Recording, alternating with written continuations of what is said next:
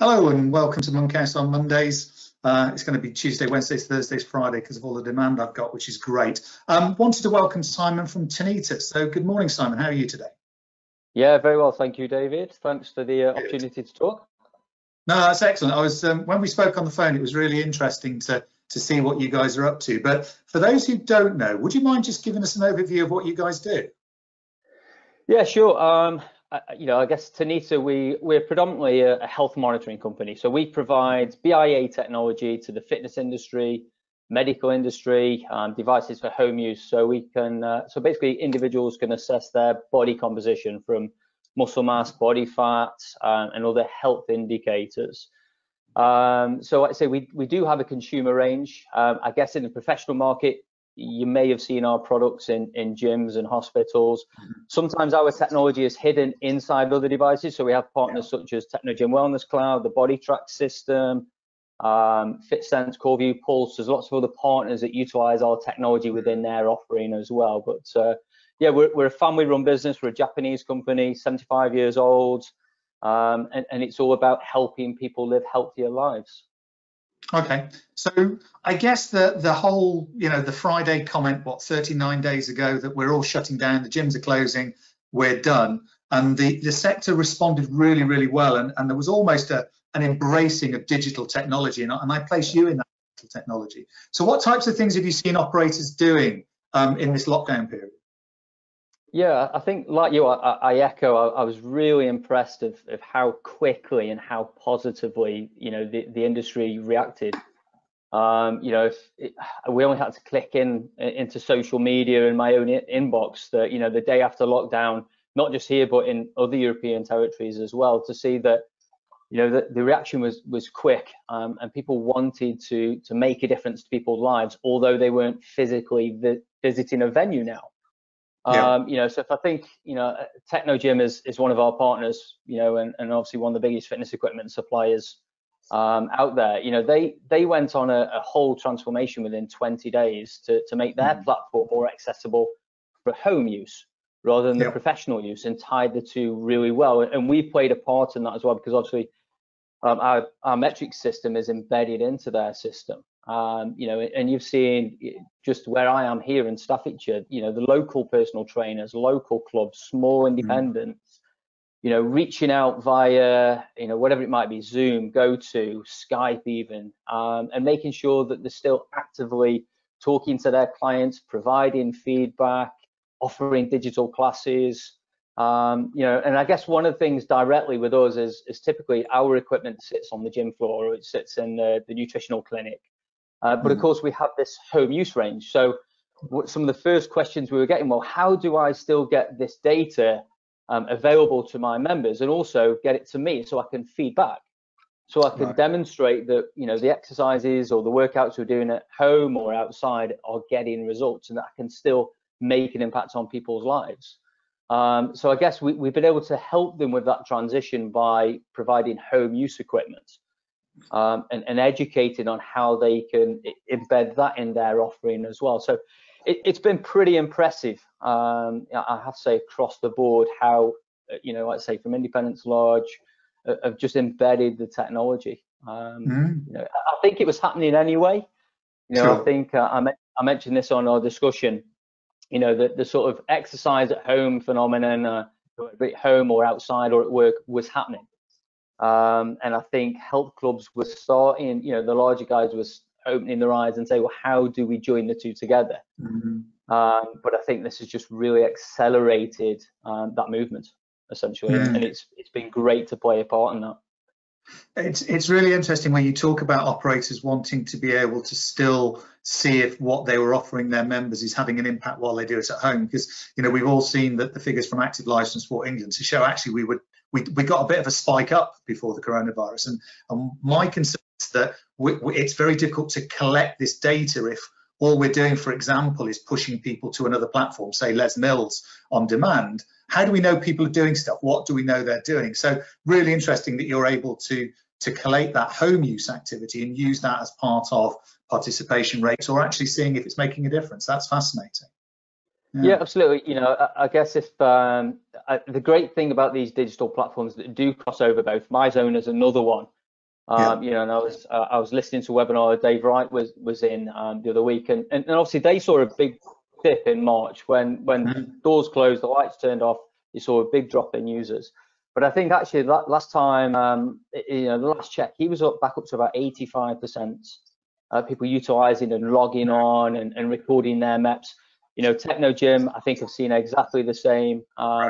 We've it's slightly different for us, I guess, because we had our professional platform, and then we had the consumer platform, which has been separate. So we've seen obviously a massive drop on the professional platform, but we've seen almost a 220% increase on the consumer platform. So with this digital technology, we can see, you know, we can see the numbers, we can see what's happening, we can see where we're performing in relation to where we've been before. Yeah. No, that's fascinating. I'm a great believer in Mice. I've been using it for a number of years. I don't use mine in the gym. I use mine outdoors, etc. And it's really interesting to see how people are saying, well, actually, I'm still getting my MEPs because I'm doing it outdoors. I may not go back to a gym membership. So what do you think operators can do now, ready for whenever we reopen, to maximise this switch? How can they embrace these sort of digital experiences, these at-home experiences within the offer that they will have to provide going forward? Yeah, I think you're right. I think embrace is the right word, because I think, as I said, it was happening, it was coming. You know, we've been having discussions with different operators in the market on this line of how do we join them together. Because from our point of view, from a body composition point of view, not everybody, you know, practically not everybody wants to walk into a gym and stand on a scale that's on the gym floor. Yeah. So we've had operators, you know, previously come to us and say, well, how do we cover the other 40% who don't want to do it on the gym floor, but they want to do it at home? You know, so a lot of the providers now, you can put the data from a consumer device or a Tanita professional device, and the trainer, the coach, the operator could still view feedback and so on from there. So it was happening anyway. And I think my message would be just to embrace that technology, utilize it, because I think you know, we have to accept that a certain percentage of our clients are not going to return to the gym immediately. You know, I think the last stats I saw that they think about 85 to 90% will return once lockdown is over. So we have to find a way of firstly engaging with that 15 to 10% that we won't see come back.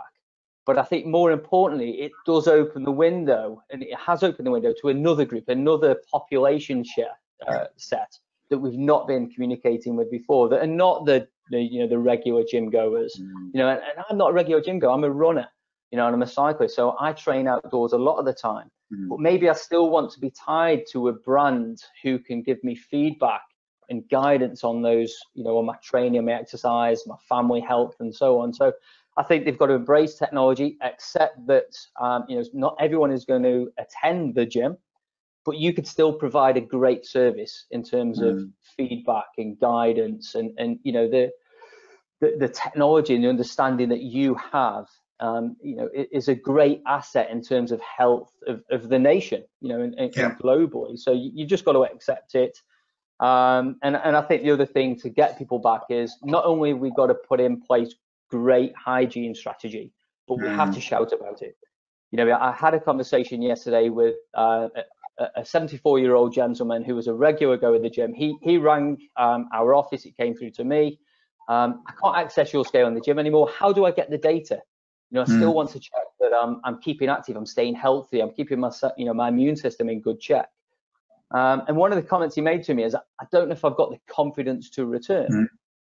You know, so I think another thing we've got to make sure we're doing is communicating strongly you know, the hygiene mechanisms that clubs are putting in place. Not just do it, but communicate it. Let's give the public confidence. Yeah, I totally agree. I had that conversation with Chris Harris from Safety Services around it's not about cleaning, it's about letting people know. I think that terminology of no-brainer and a given has got to be taken out of our conversations. Everything we do, we shout about and share. But what I'm interested in is you've touched on two things that I'm particularly keen to push in this sector, and that's about personalization and about value. And I think what you do is it adds value, so hopefully we can maintain yield or even increase yield for membership prices because of the value. But all of that is about future thinking. So what do you think the sector will look like when we come out of Unlock? What's your view? Yeah, well, I think I think, like I say, first and foremost, it's about making sure that we're going to have the biggest pre-sale ever.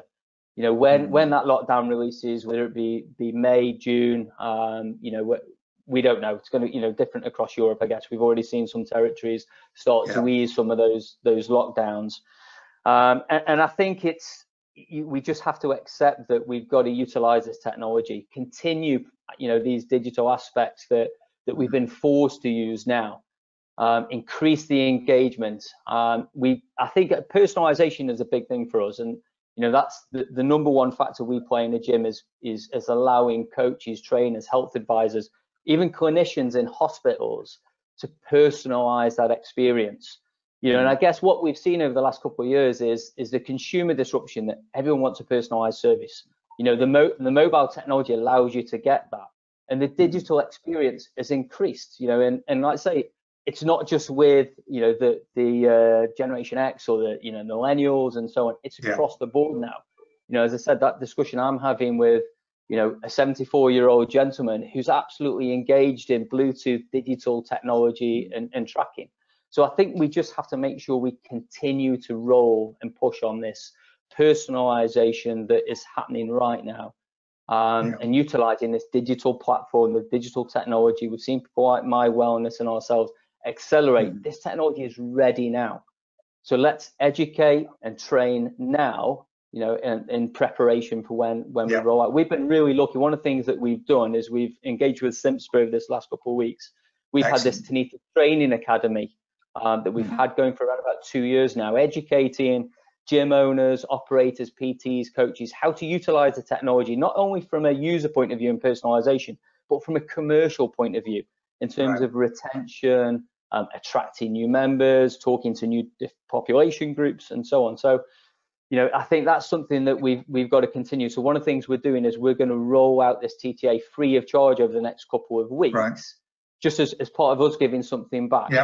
And it, like I say, just doesn't cover Tanita technology, but it's looking about how you can embrace technology across the board. It's available now to develop your business when the lights go back on and the doors open. Okay, excellent. Well, on that really positive note, and it is a positive note, because firstly, I'm a huge supporter of Simspa, as most people know, but I'm also a supporter of CPD and learning and development. And I think this is a great opportunity for a lot of people to increase their skills. So at that moment, we've used our time. It's been a really fascinating conversation. Thank you so much for your time, Simon. And I'd just like to say, you know, I think what you're doing really echoes an awful lot of what people are talking about at the moment. So thank you very much for your time. Take care, Simon. Cheers. Thanks, David. Take care. Bye-bye.